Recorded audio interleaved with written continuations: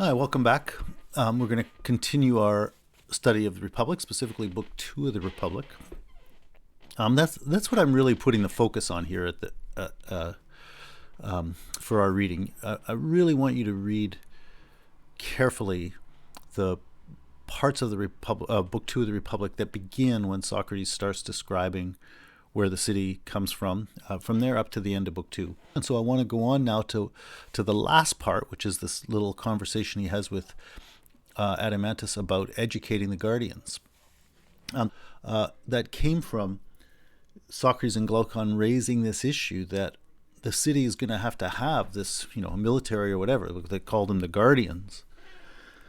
And initially the guardians appear as the military, though, as I said, it becomes more complicated as we go through it.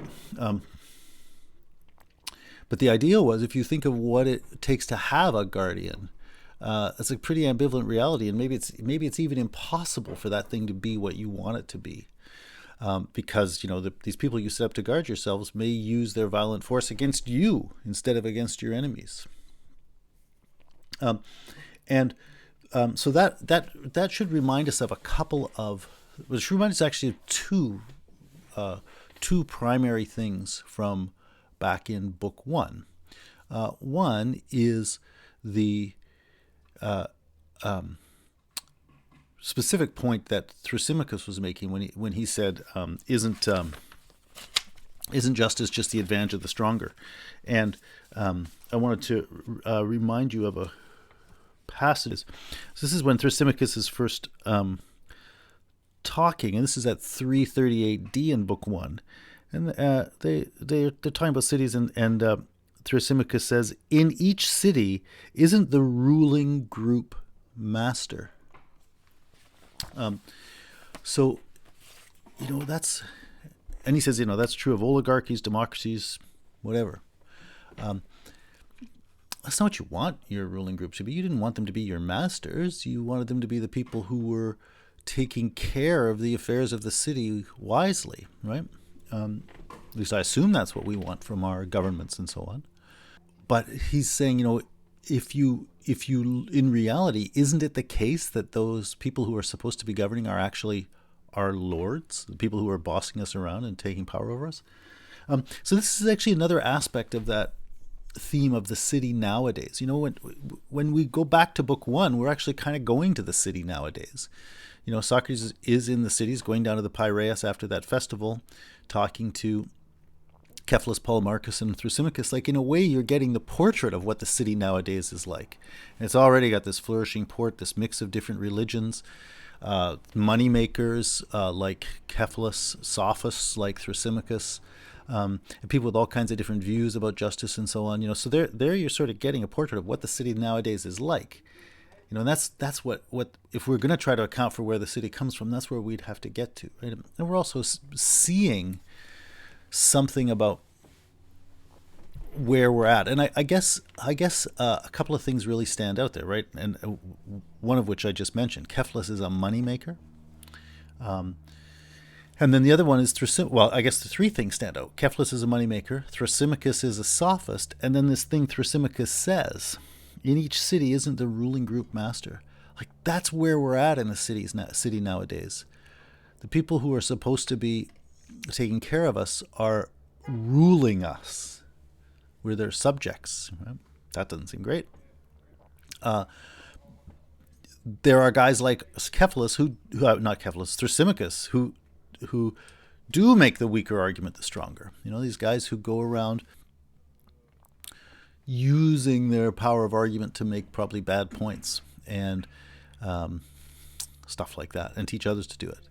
And then there are guys like Keflas who are getting really rich through, like, building up large amounts of money through their businesses. So that shows you something about where we're at in the contemporary world, essentially in the luxurious city that Socrates talked about.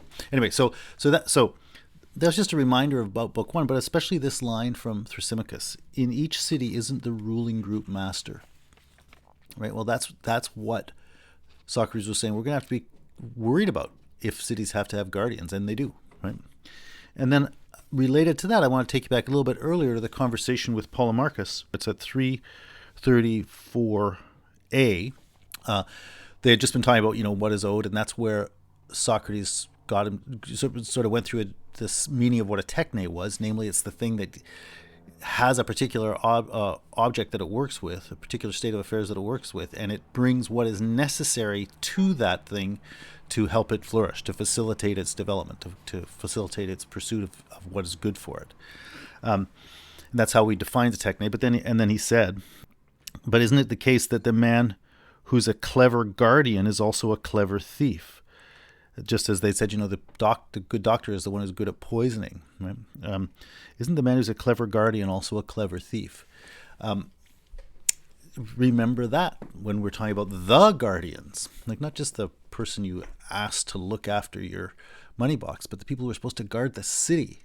Isn't the clever guardian also a good thief? Yeah, these you put these people in power, they're supposed to guard your city, but they end up stealing it.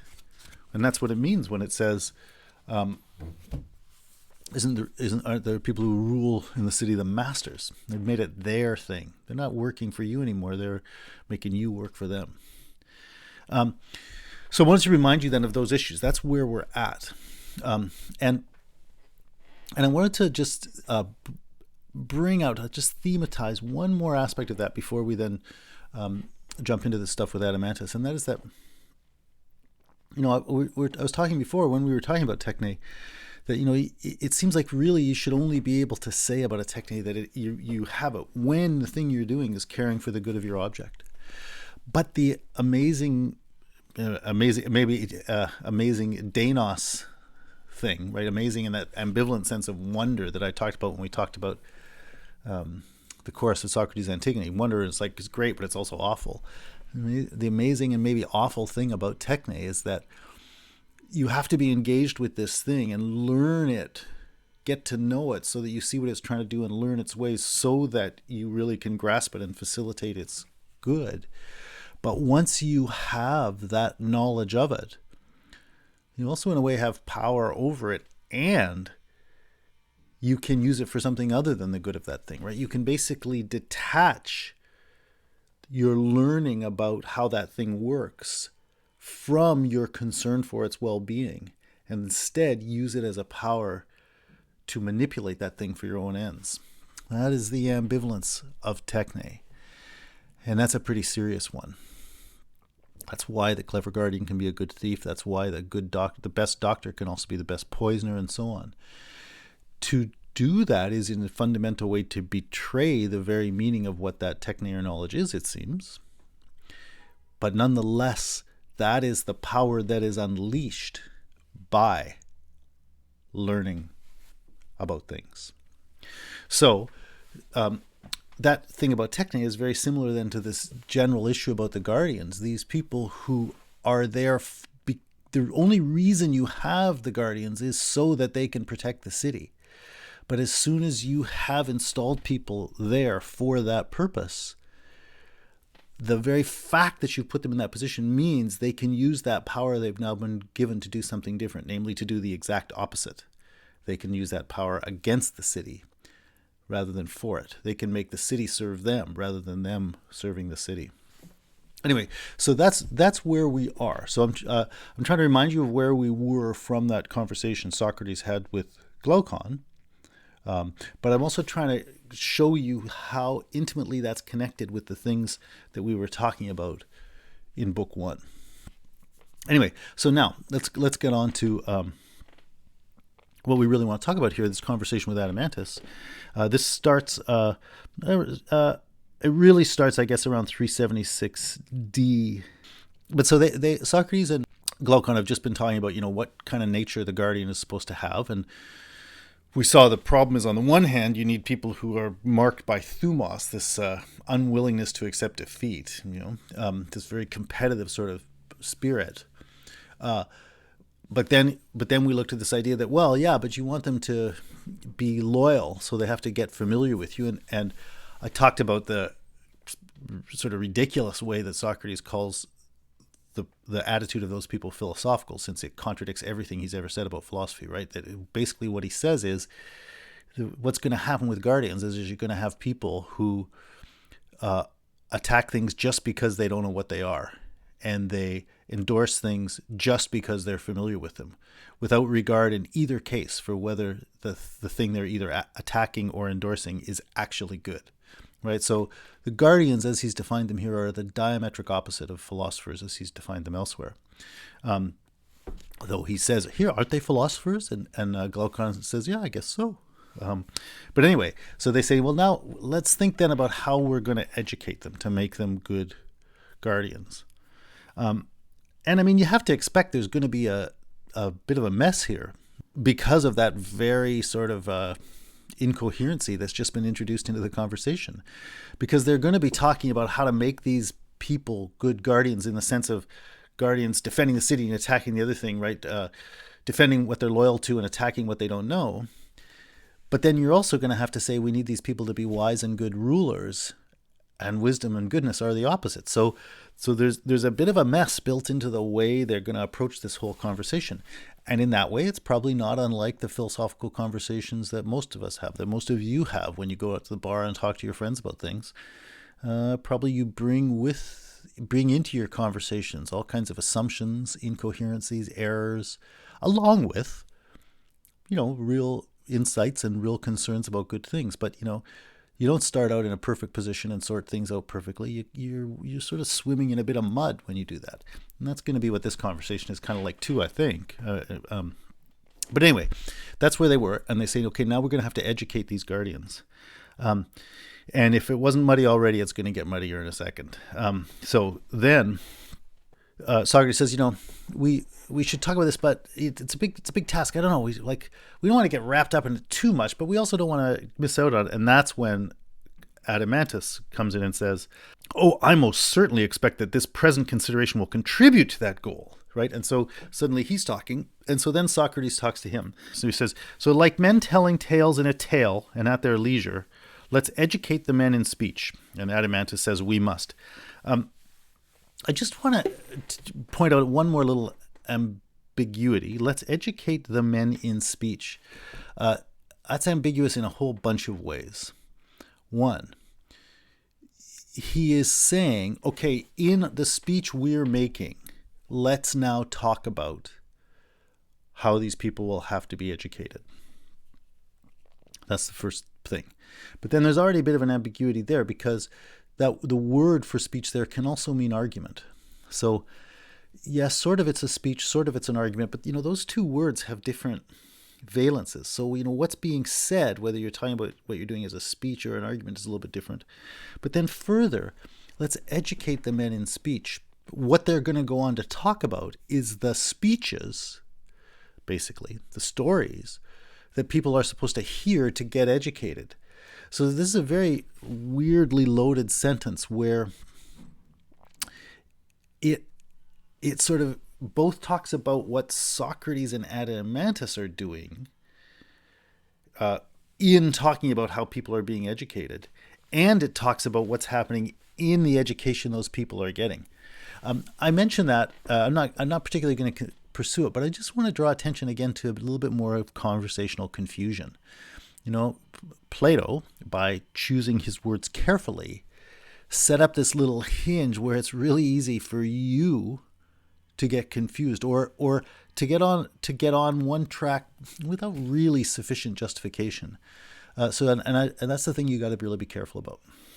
Anyway, but they're going to educate these men, and now. Here it's important, I think, that he's talking to Adeimantus. And so we're going to read a little bit more, and then we're going to go back to the beginning of Book 2, where he talked with Adeimantus before. And I think it's quite important. So he said, what is education? It's a good question. And so he says, isn't it difficult to find a better one than the one that was discovered over a great expanse of time? So partially, he's going to say what that was. So he says it's hard to find a better one than the one that has been discovered over a great expanse of time, right? But it's also a question in principle. Might we not think that the better kind of education is the one, whatever it is, that has been developed over a great expanse of time, right? So this is both a question of fact and a question of principle. Isn't it the case that in fact that's the best one? Isn't it the case that in principle that would be the best one? And so you should think about that issue. And I mean, maybe at some level the answer has to be yes if the things I've been saying about Techne are right. Like, what else are you going to get educated in than all the stuff that people have learned over time? At least that would be the content of education. But what would be the form, right? Pedagogically, what's the best way to educate? There, it's not so obvious, although it might still be true. It's not so obvious that the way people have done things in the past is the way they should do things in the future, or the way we should do things now. And in fact, I'll just highlight that as a theme, like the question of whether the past should guide the present or the present should guide the past is one of the biggest themes in the stuff that's going to get talked about here, but it's always kind of under the surface. But he says, why don't we turn to what the form of education is? And he says, it is, of course, gymnastic for bodies and music for the soul. So, at a basic level, that just means, if you got to think about educating people, well, you're going to get them to do things to cultivate their bodies, just like you play catch with your children, or you get them to play tag, or they play on swings, or they go down slides, or they run around. Like that for small children, that's play, but it's also training. Like you want them to do those things because you want them to develop healthy bodies. And when they get a little bit older, when probably what you do, or what you had to do in school, maybe you don't do it anymore now, but when you get a little bit older, you don't just play games. They also say, okay, now do some push-ups, now do some sit-ups, now do some laps, right? We choose exercise. Or we think, yeah, I want to get exercise, but I hate going to the gym and just pushing weights around, so I'm going to play volleyball, or I'm going to play soccer, because exercise is more fun when it's a game, right? But my point is, of course it's right that one of the most fundamental dimensions of education is essentially exercise, or what they call gymnastic, right? Doing those things where you work at doing things to allow your body to develop a healthy state. I'll draw your attention to one thing here. They say gymnastic for bodies, and I just said that too. One of the points Socrates is going to make, an important point in book 3, is that those things that don't just work on the body, they actually are ways of dealing with your soul. And that's especially relevant to this thing about, making soldiers really competitive and so on. So we'll come back to that. But anyway, but he's not here so much advancing his theses. Like in book 3, he's gonna make a point about, doesn't gymnastic really educate the soul? But here he's just saying, how are we going to educate them? Won't we turn to the normal things? We normally turn to gymnastic, or when I went to school they called it phys ed, or physical training, PT. Aren't we going to do that? And then he says, and music for the soul. Music, what does that mean? Well, yeah, on the one hand, it means listening to tunes, but music also means all the work of the muses. You might even be better off just translating that culture in this, in this rich sense of the arts. Like you're going to go hear music. You're also going to read poetry and look at paintings and maybe even hear speeches and so on. So the study of philosophy, the study of history, those kinds of things are one end, the kind of pretty refined end of the broader study of music, or the broader study of culture. Like, in university, you'll get lots of people who do degrees in English.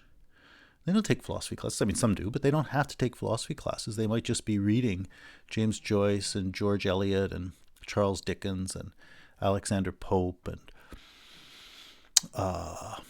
John Dos Passos, and whatever else. You talk to those people at the end of 4 years, and you might think, wow, you might know more philosophy than I do. The studying literature it's not like entertainment. It can be that too, but it's one of the routes into learning the wisdom of the ages, right? And similarly, people in art history, like you think, oh, they're learning how to paint nice pictures or make nice pots. Well, yeah, they're doing that. But they also have to, well, I guess that would be studio art, but let's say they're doing some version of studio work and art history work. They also will study the history of things people have done, and that too turns out to be education into human wisdom and so on. So when you meet people educated in the arts, whether it's painting and music or literature or could say the same thing about the study of history too. Any of those things, you find that study produces pretty much the same results, pretty much the same kind of result that you're expecting when you go to study philosophy. So I draw your attention to that at the university level to think about, what it means to study music. It's not just learning how to do dance routines on Michael Jackson videos. It's you might be learning that too. But even if that's what you practice, you can think about what is it that's being learned.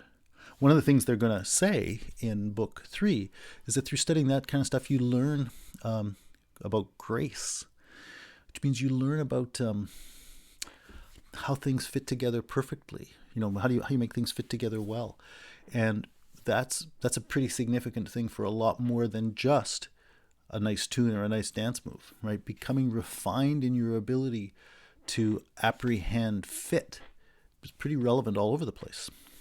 Anyway, so we're going to see a little bit of that when we look at book 3, which we're not going to do in detail, but that's where I want to go to after this. But I just want to alert you to that already. So he says, isn't that what we're going to do? We're talking about education. You're going to do gymnastic and music, basically, right? And he says, yeah. And he says, won't we begin educating in music before gymnastic? Even before your child can walk, even before your child can crawl, you're going to sing tunes to it. And, as it starts getting older and understands words, you're going to tell stories to it. So, yeah, people are learning stories and hearing songs from the start. And, with a child, sometimes you do things like you take their legs and move them around like this in this little playful way, like to get their bodies moving. But they're not really, and they do some things too, but you can't really get them working on bodily activities. They can't even really do it until they get a bit older. They have to just learn how to master moving their body first. But in the let's say year that it takes them to do that, man, they hear a lot of stories and a lot of music, right? Okay, and so you include speeches and music, right? Yeah, and then he says, and so do speeches have a double form, one true and one false? Okay, some trouble's going to show up here, but anyway, do they have one true and one false? Well, initially you would say, yeah. When I say a sentence, it's raining outside, that's either true or false, right? So we tend to start, if we start by thinking about language as something we use in a very sort of instrumental way to convey information about factual affairs, then yes, we say sometimes you tell the truth and sometimes you lie. Or even if it's not lying, even if it's not intentional, statements can be true or false. And if you do your logic class, you're gonna do your truth tree or whatever, and you're gonna mark true false or whatever. Like that's a to the extent that sentences are factual, putatively factual affirmations, they'll either be true or false. So yeah, speeches have a double form, the one true, the one false. But be careful here. That's true, but is that true of all speech, all language? Because they're going to have that in mind now when they talk about poetry and things like that. And it's not obvious that the language of true or false in that sense is a appropriate way to think about the way that language works. So I'd set that as an issue for you. But let's carry on, and you'll see how that issue comes up. So he says, Adeimantus says yes. And Socrates says, well, must they be educated in both, but first in the false? And not surprisingly, Adeimantus says, I don't understand what you mean by that. And then he says, well, don't you understand that first we tell tales to children, like Jack and the Beanstalk, right? And surely they are as a whole false, though there are true things in them too. Right, because you would say there really wasn't a little guy named Jack who got some magic beans and a giant beanstalk grew up into the clouds where he ran and saw the giant's wife and then the giant and the harp that played beautiful music and the goose that laid the golden eggs and blah, blah, blah, right? You'd say those things are not factually true. That's right. So you can see why someone would refer to a story like that as false. And indeed, for a lot of children, at a certain point, there'll be an issue like, do you believe in Santa Claus? And you'll want to say, in fact, that's false. And so you'll say your parents told you something that wasn't true. So yes, it does make sense to say that those stories are false. And so we can continue that theme of true and false. But is that really the right way to think about what those fairy tales are? That they are, should they be understood out of that question, is this true or false? That's not so obvious to me, though, as I said, you can make sense of it. It's kind of like when I was saying a long time ago, when you call Heraclitus a pre-Socratic philosopher. It's not false, he was before Socrates. But when you put it that way, it makes it sound like what he's doing is defined by what Socrates was doing, right? Maybe we should instead be calling Socrates a post-Heraclitean philosopher, or maybe we should call Christianity post-Platonic religion. Whereas instead you might say ancient Greek philosophy is pre-Christian thinking or something like that. My point is, when you name it that way, you pick this thing and you act as if that's what defines the issue, and then you name this thing in terms of it, pre-Socratic, pre-Christian, something like that. Well, similarly here, yeah, it's not false to say that Heraclitus is pre-Socratic, and it's not false to say that Jack and the Beanstalk makes claims that are factually false about the world. But is that the right way to enter into understanding what that use of language is doing? And my first reaction is to say no, but I'm prepared to be wrong about that. If you now go to the stories about the gods, you probably, as I said once before when we were talking about Antigone, probably you don't believe in Zeus. But when I hear Greek stories about Zeus, that's not exactly the issue that comes to my mind. And I don't start thinking, is this true or is this false? Or actually, on the contrary, I start thinking it's true. And I ask myself, what is being said here? And why is it being said in this way? So Socrates leads into this by saying, isn't the relevant distinction in language between things that are said that are true and things that are said that are false? Well, I'm not sure that is the relevant distinction, but that's how he starts it off. And then he says, well, in terms of that distinction, isn't it the case that the things we tell children are false? Yeah, I guess so. But I bet we could find another way into that. And if we entered into that conversation differently, we might think about it differently. But anyway, why does he say this here? Well, I think the answer to that comes the last time Adeimantus interrupted. And that was this is also in Book 2. This is at 362d. So Book 2 began with Glaucon saying to Socrates, I wasn't convinced by that argument you had with Thrasymachus, which is the same thing Thrasymachus said to Socrates about his argument with Polemarchus. Socrates has had an argument with Polemarchus where he came to the conclusion that it's not right to do good to your friends but harm to your enemies, because you have to do good to everybody. And Polemarchus agreed. How seriously he agreed, I don't know if I have an answer to that, but nonetheless he agreed. But Thrasymachus got mad and said, oh, you guys are goofballs, you're not doing anything seriously, and then so he said that what Socrates had concluded was not convincing. So then Socrates had his argument with Thrasymachus, and that ends with Socrates coming to the same conclusion too. And Thrasymachus sort of agrees, but it's much less obvious that he really agrees. It's more like he's saying, yeah, okay, sure, yeah, you're right, Socrates, yeah, yeah, right. But anyway, but he says he agrees. But so Book 2, that's the end of Book 1. But Book 2 begins with Glaucon saying, I wasn't actually persuaded by that. The words you said didn't convince me that was right. And Glaucon says, but at the same time, I believe that what you're saying must be true. I believe it's true that we should do the just because it's good in itself. But the things you said didn't actually convince me that it's better to be just. So then he says, could you do that? I think that should be true, and I want it to be true. I want to know, and I want to see the proof that lets me know this thing that I think is right really is right. Can you prove it to me? And that's officially what their long discussion in the Republic is about. Is Socrates trying to answer that? But but Glaucon then says, yeah, but so I want you to do it like this. Like, I want you to do it in a pretty extreme way, like to prove that just by itself, it's right to be a good. I want you to take an example of someone to whom everything imaginable bad happens. The guy's beaten, imprisoned, things are stolen from him, whatever. Do all the bad things you can to this person, but he's always being good. He's always being just. So I want you to show me that even a just man who's consistently being just, even though he is unrelentingly treated unjustly, people call him unjust and they do mean things to him, I want you still to show me that person is happier and better off than a person who consents to do injustice.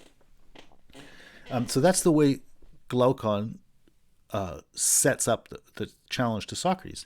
And then Socrates says at 362d, and there are more details to that, and there's lots of really interesting stuff in it. But Socrates says at 362d, well, when Glaucon had said this, I had in mind to say something to it. Okay, so here you're told pretty clearly, Socrates was going somewhere, and you might think, I wonder what Socrates would say to that. But his brother Adeimantus said, interrupted again by Adeimantus, and that's going to be what they talk about. You're never going to find out what he was going to say to Glaucon at that point. So then now Adeimantus tells you, Adeimantus takes himself to be speaking on behalf of the same perception or concern that Glaucon had. Maybe he's right or maybe he's wrong, but he takes himself to be doing that. And so now he gives his version of it. Actually, I can add one thing to clarify that. Basically, Glaucon had said, this is a guy who's really just, but everybody says you're unjust and bad, and they punish him, which is kind of what happens to Socrates, right? But so Glaucon says, it makes it seem like what really matters is that you have a reputation for being just, not that you actually are just, which is kind of also related to what Thrasymachus has said. But anyway, that's the thing that Adeimantus is going to say. He says now, this is just in the right before 363a. He says, no doubt, this is Adeimantus talking. He's talking about how people grow up and the stories that they hear. He says, no doubt fathers say to their sons and exhort them, as do all those who have care for anyone, that one must be just. Yeah, everybody's always heard that. That's what fathers say to their sons. However, they don't praise justice by itself. Rather, they praise the good reputations that come from it. So they basically say, what you're going to, they say you should do these things, and you'll get things from every good reputation. But then especially they say, he says they throw in even more that it's important to have a good reputation with the gods. He says, for by throwing in good reputation with the gods, they can tell of an inexhaustible store of goods that they say the gods will give to you. So they say, you get told stories when you're a little kid that if you're good, God will give you good things. But if you're bad, God's going to do bad things to you, right? That's the next paragraph, is him saying, those are the stories you hear. So he says, what you hear is that you're going to get rewards for being just and you're going to get punished for being unjust. So at the very least, that means justice is not being praised in itself as a good. It's being praised instrumentally because of some other goods that it's going to get you, right? And so he says furthermore, not only is that a problem, but it's really just your good reputation, because as he says, this is at 364d, right before E, he says, and they use Homer in the Iliad and the Odyssey, who, those are stories that function almost like a kind of Bible for the ancient Greeks. They're these culturally formative tales of the Trojan War, the stories of Achilles and Odysseus and Menelaus and Agamemnon that I mentioned before, going to fight the Trojan War. But in that, there's stories about how those people were doing the gods' work, and so Zeus is in the story, and Poseidon and everything like that. People are making sacrifices, they're praying to the gods for victory and so on. Anyway, and so he says, and so it's, a big part of education would be, for the Greeks, would be studying Homer. Just like for a long time, a big part of education for Westerners would be to study the Bible, right? And he said, and so we're looking at what happens in the context of the education that fathers give to sons and so on, as he said. And he says, and so here then at 364d, and they use Homer as a witness to the perversion of the gods by human beings, because he says, the very gods can be moved by prayer too, with sacrifices and gentle vows, and the odor of burnt and drink offerings. By doing those things, human beings turn them aside when someone has transgressed and made a mistake. So basically he's saying, Homer tells you, you can buy off the gods. You just sacrifice stuff to them, and that's what will make them act in your favor. So he says, it's your reputation with the gods. It's not whether you're good or bad that matters. And he goes on about that. But the point the point Adeimantus is making in that discussion is, as I already mentioned, an attempt to be a continuation of Glaucon's point that there is a problem in our world that people don't value justice for itself, but they value it only for the goods it can get you. And it's not justice as such being just as such that they think is going to get you goods.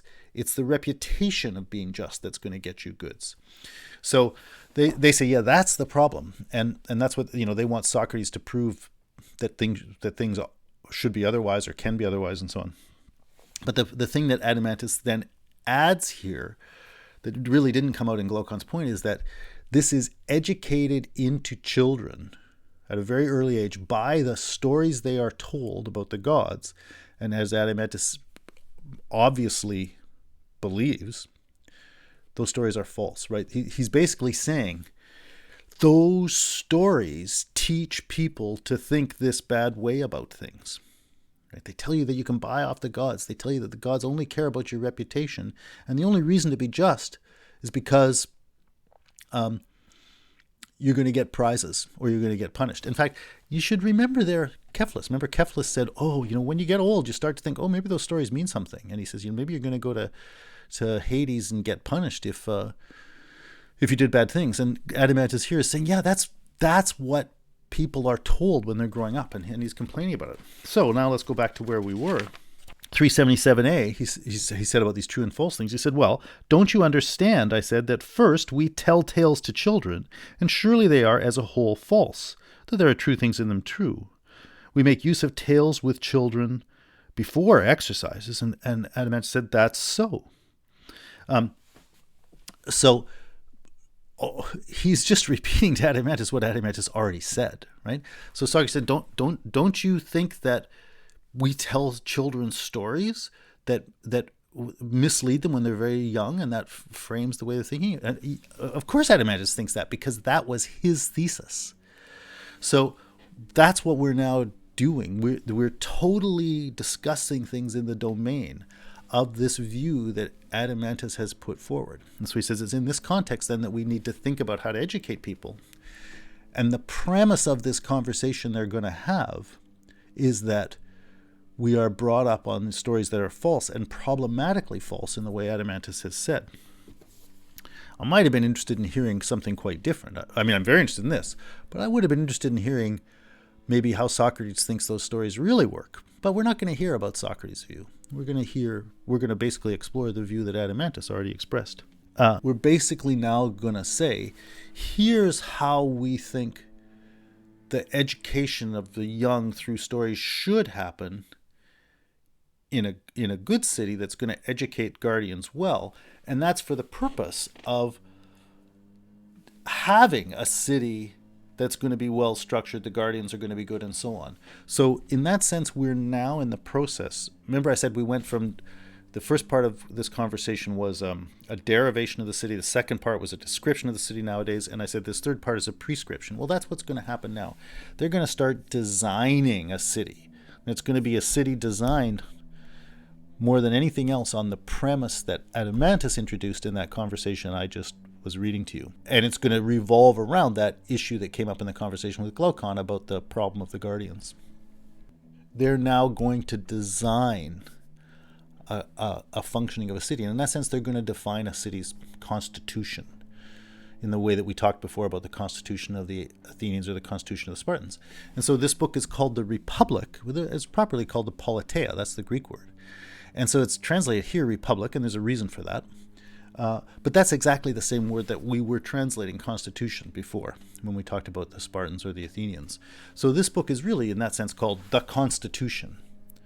And this is the point where the discussion of the Constitution has been launched. Now we're going to start saying, oh, okay, here is the constitution of the city we're imagining, where basically guardians will be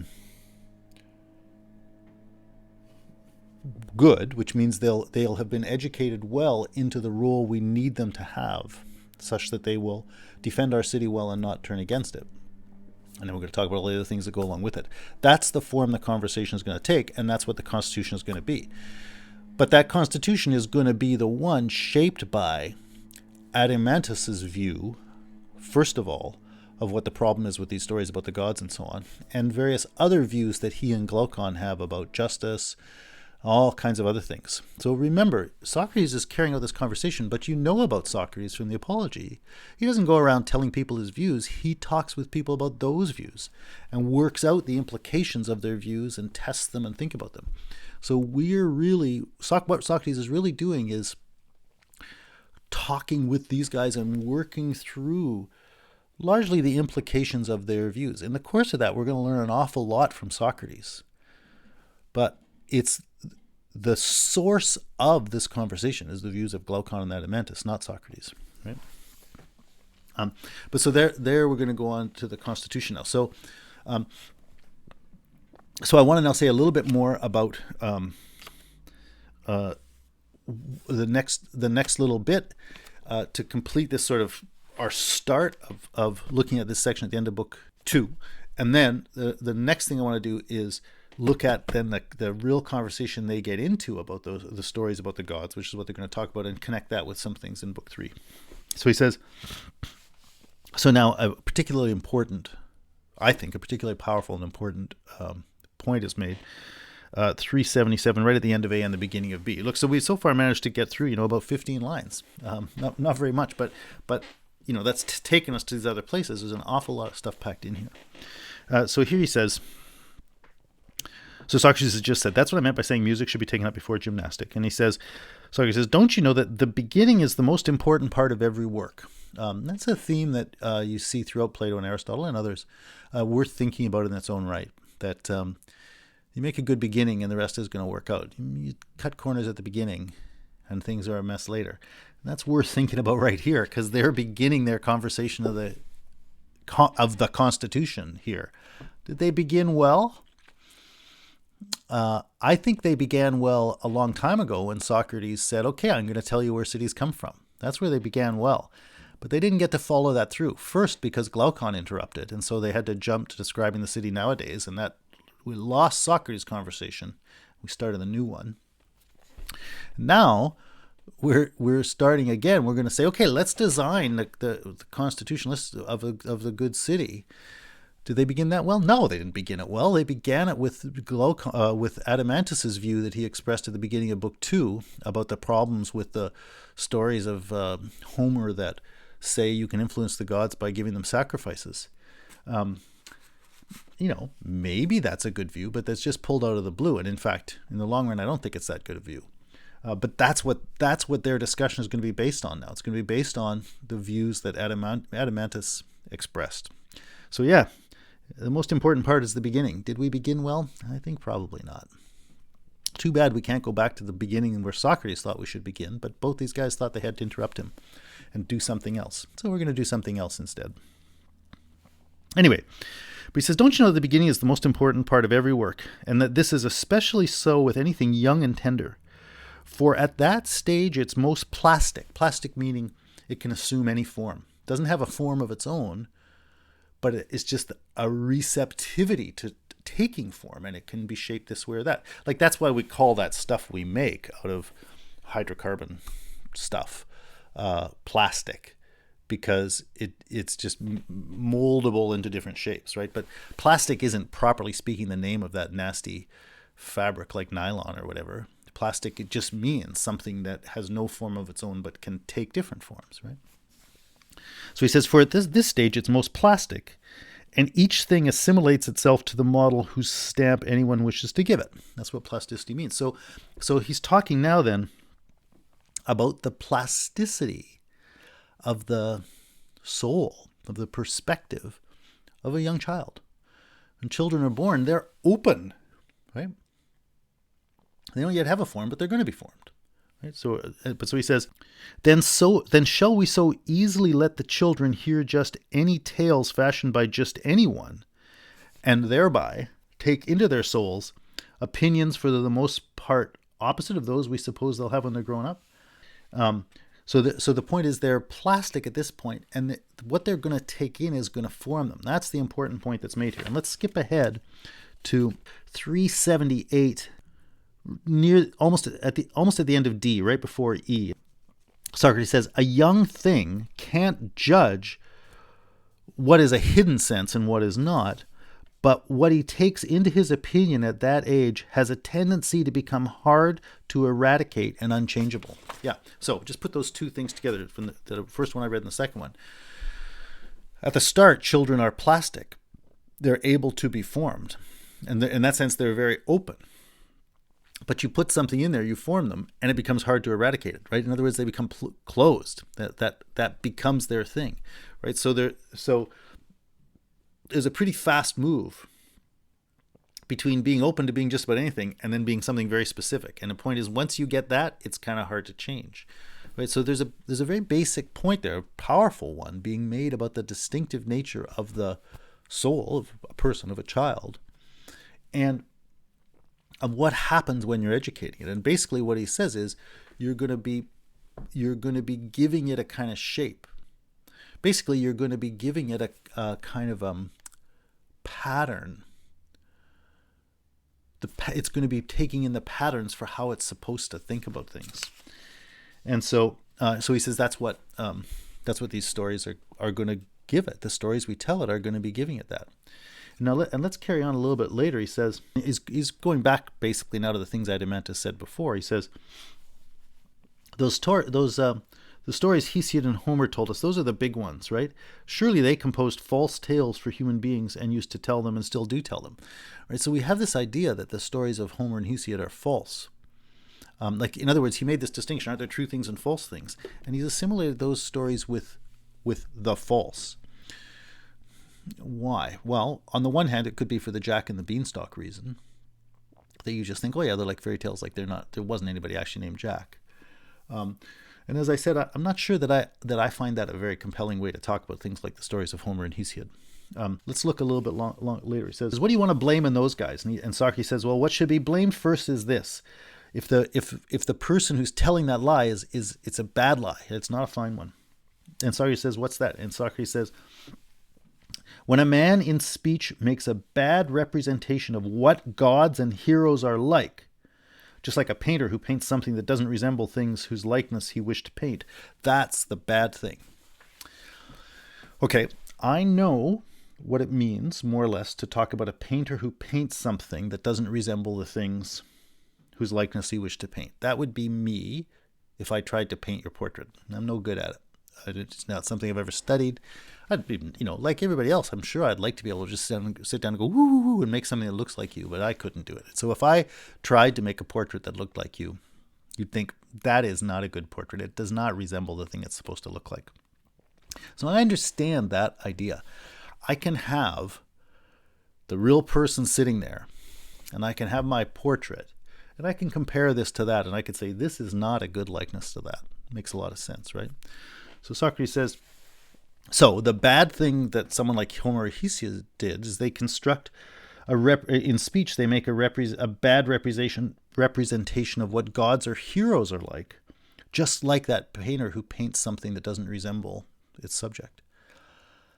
Now, I know how to judge that one about my painting that doesn't look like you.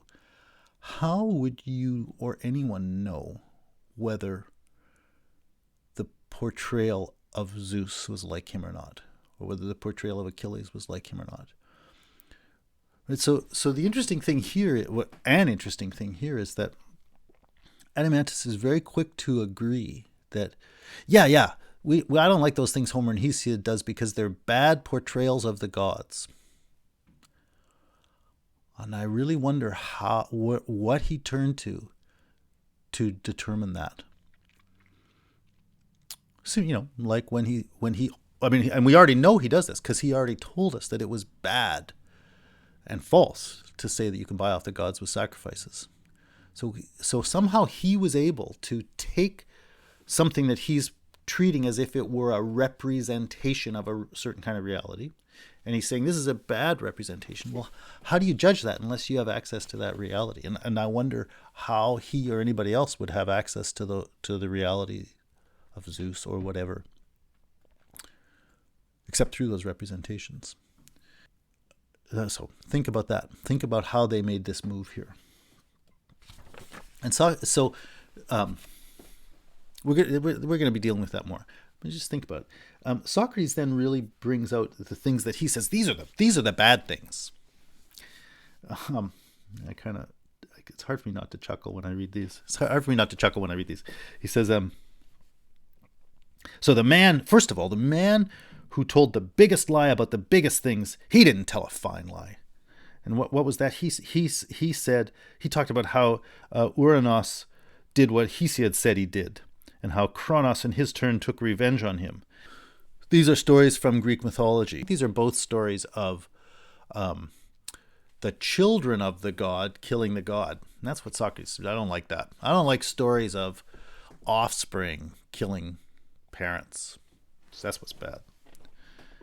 And he says, not even if they were true would I think they should be told to thoughtless young things. So this story is really shifting here.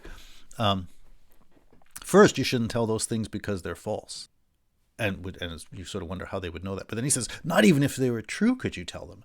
Well, it seems like they've pretty much, they've made a pretty big mess of things once they say that. The reason for not telling them can't be the same in that case that it was before. And indeed, you might wonder, can there be a reason for not telling them if in fact they're true? But he complains about that. And then he goes on and he says, the next page, he said, yeah, and they really shouldn't be talking about the gods being angry with each other. And then he says, why? Because we don't want them to hear those sorts of things if we want to convince them that citizens shouldn't be angry with each other. Whoa, so we made a really big shift here. That's a very different thing, right? To complain about something because it's going to give you something false, or to complain because you have a certain effect you're trying to produce through the telling of these things, right? If the stories about the gods are true, then presumably the reason to tell them is because there's something important about knowing about the gods. But now Socrates is making it sound like the only reason to tell those stories is to encourage a certain kind of behavior. Now that fits, again, with what Adeimantus asked for, right? That was Adeimantus' perspective from the beginning. He never, in that earlier conversation at the beginning of Book 2, he never had any sense in what he was saying that there was some profound truth intrinsic to these stories about the gods he was reading. He was thinking about them only as false tales that should be thought about in terms of the effect they have on shaping people's subsequent behavior. And indeed, his own understanding of the psychology of that might not even be very good. But that was his view. He's got a view that's roughly at the level of people having barroom conversations, and that's his view. Okay, it makes sense. But from the point of view of that view, yeah, well, you tell these false things, that's misleading things. But then if that's already your view, then Socrates can say, even if these things were true, you might not want them because they affect behavior badly. And Adeimantus is like, oh yeah, right. But that sort of instrumental interpretation of why these stories are being told fits with Adeimantus' view. I'm not sure that it's a very deep way of thinking about what's really going on in those stories, and how and why they might be true, and how and why they might be important things to hear about, and what kind of effect they have on people. So I want you to see that basic structure. We are now into the situation of we're gonna say, how should we design our city, which is an interesting and important project, and it's built around addressing the problem of the guardians that I was identifying last time that came out of the speech with Glaucon. Very important and worthwhile. But how do we get into to this new prescriptive study of that? We get into it by adopting Adeimantus's view about how what the stories of gods are like and how they affect people, how they affect children. Wow, that view about children seems pretty important, that they're plastic beings who take things in and they get fixed. That seems like a powerful point. And it surely is true that those stories we tell them matter. So we should be looking at this. Unfortunately, the way we're looking at it is the way that Adeimantus has shaped things. And I wonder how good that is. So that's that takes, well, actually, let me read one more little thing, and that will take us to the end of what I want to say here, and then that will launch us to the next thing. So at 379, right before 379a, Socrates says, okay, so I said, Adeimantus, you and I aren't poets right now, but we're the founders of a city. Like, we're trying to design what we think the good city should be, right? And he says, well, it's appropriate for founders to know the models according to which the poets must tell their tales, right? In other words, to say what would be the important things that need to be communicated. And if what the poets produce goes counter to these models, then as founders, we'd have to not give way to them. But we ourselves can't make up the stories. So it's weird here that they can't make up the stories. Like they're both attributing to poets the unique ability to do something they can't do, but they're also imagining themselves to be in a sufficient position to judge and evaluate that work. I wonder if that's right. But so you can think about that. But basically the thing he says there is, okay, what we're going to do now is we're going to say what we think the import of those stories needs to be, that the poets, and such that these poems are going to communicate that. I wanted to bring it there because that's where they now officially kind of launch their plan of saying, okay, let's identify what needs to happen in the city from the point of view of storytelling. And they're going to make a few laws. So this is in a way where this constitution, the Politeia, is really going to get started. So I wanted to get to that point because that's what now launches our larger project. So I wanted to get to that point. I really actually had hoped to get a little bit further, but it takes too long to talk through this stuff. But that's it. But it's a natural breaking point because now they're actually going to start their concrete investigation of what kind of stories we want to tell and not, and that conversation continues into book 3. So next time I'm going to read these the points made in these last few pages of book 2 and connect them then and talk about the things in book 3. We're not going to read all of book 3. I'm going to just give you, talk about a few specific parts because it's full of a lot of details about Homer and Hesiod and things like that, and it's great. But if you're not yourself already pretty fluent with those texts, which I hope someday you will be, but if you're not, you don't even know what you're reading about. So, we'll pick some highlights, and we'll definitely talk about some material that does not require you to know those texts.